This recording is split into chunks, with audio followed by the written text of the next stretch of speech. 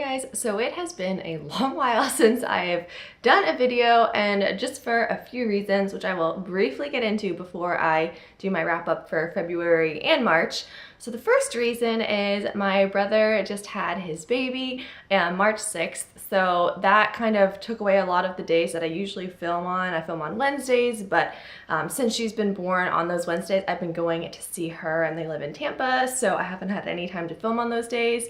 And honestly, the weekends just been so busy lately, so that's why I haven't really been filming too much. And probably the biggest reason is that I've kind of been in a reading slump as of recently. February was a really good reading month for me. I think I pretty much read all the books that I had on my February TBR in February, so that was pretty impressive. But then March came around and I was picking up books and I couldn't finish them, and I couldn't really get past the first few pages. I had no idea what mood I was in to read, so I hadn't really done a lot of reading in March, and even coming into April, I haven't really read that much.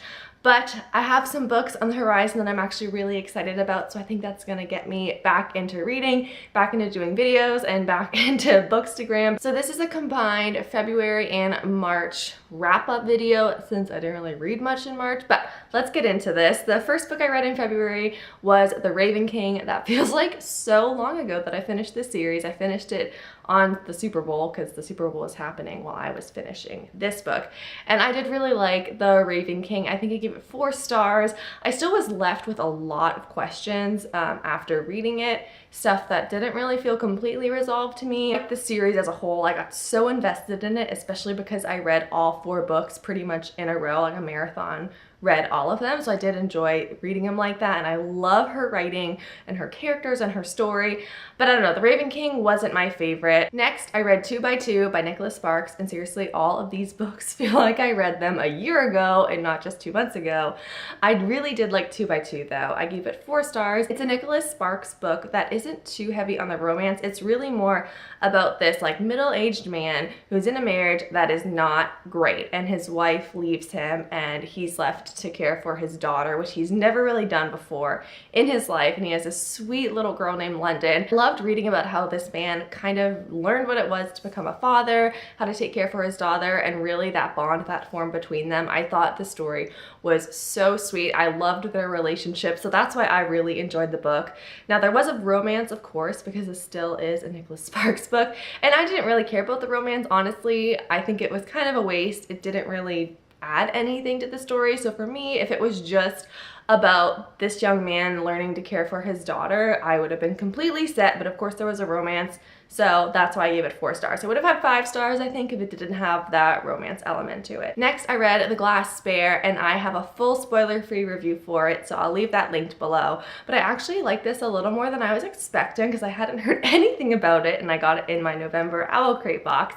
Yeah, so I'm still very curious to see how this series goes. It's like a fantasy story with this princess who can turn things into glass, and I'll leave it there. There's like warring kingdoms, so there's a lot of political intrigue in this type of story, which I think is a huge draw, at least for me. I love that element in a story, so I really enjoyed it more than I was expecting. It wasn't the best fantasy novel, but I like read through it in a weekend. I was able to get hooked, and I'm still really excited to see what happens next. Now, I meant to do a full review for the next one, but I did read The 7 Husbands of Evelyn Hugo, and I gave it 4.5 stars, but this is by Taylor Jenkins Reid. I think I've been forgetting to say the authors, but I'll leave it all below. This book was so good.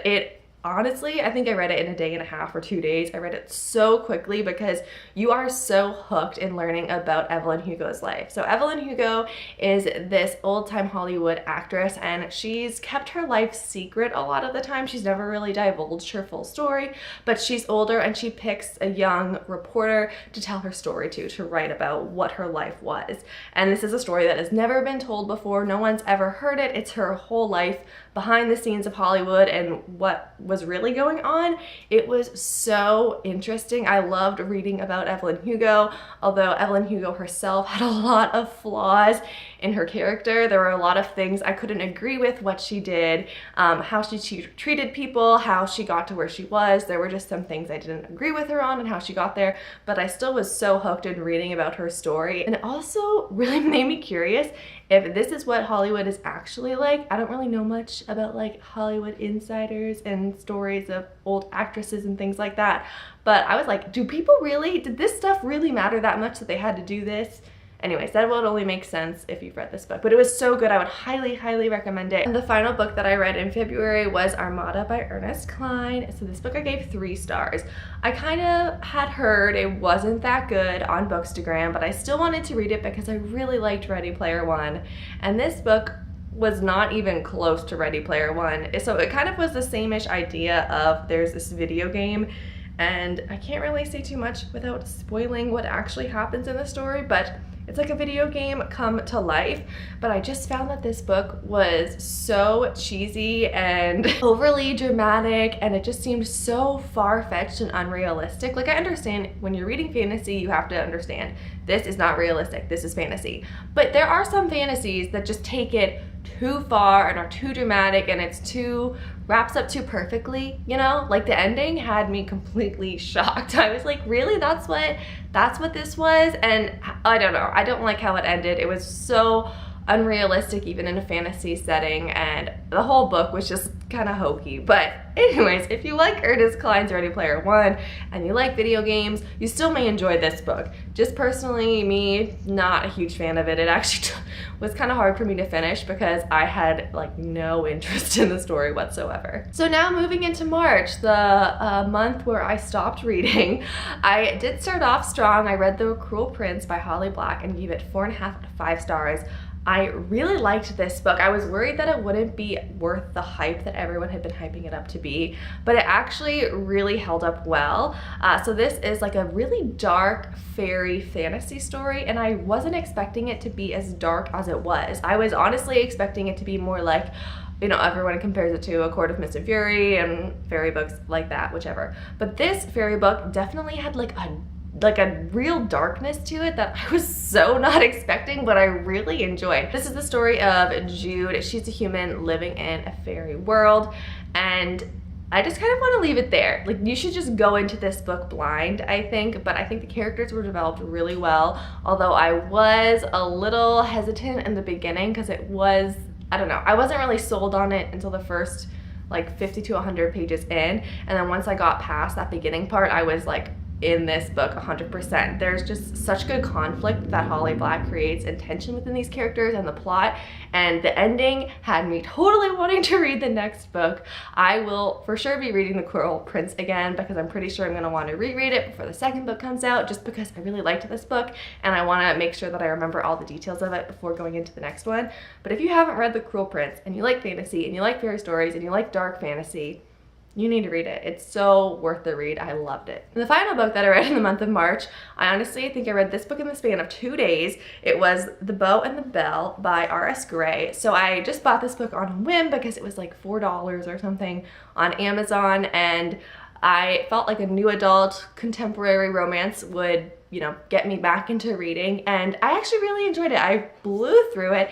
Totally just an entertaining sort of read. This is the story of this young girl, and it starts off when she's in high school, and her parents have a really large home in New Orleans, and they have this little like apartment in the backyard kind of thing. And this law student, he stays in that apartment for a couple months, during which time this girl, I forgot her name. Was her name Lauren? It may not be Lauren, but we're just gonna call her Lauren for the sake of this video.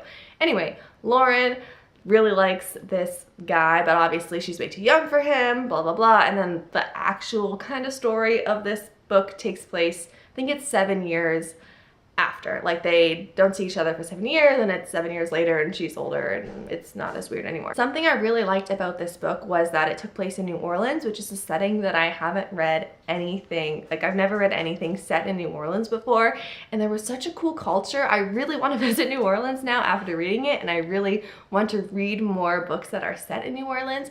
I just really liked the setting, and it takes place during Mardi Gras. At least the like the second part of the book takes place during Mardi Gras, so I really loved it. It was just a really cute, fluffy romance, nothing you have to think too hard about. It's just enjoyable. So yeah, I liked The Beau and the Belle. It's my first R.S. Gray book that I've read, and so I will definitely be reading more books of hers in the future, especially since based on this one, I flew through it, and honestly, her characters are hilarious. Lauren's inner monologue, actually had me cracking up, like laughing out loud. I was just laughing out loud while I was reading this book, which is something I really enjoy, something so lighthearted and humorous and just like fluffy. So I enjoyed it. It was good. I'll read more first. I don't know if I said it, but this I gave 4.5 stars too. So that wraps up my February and March reading wrap up.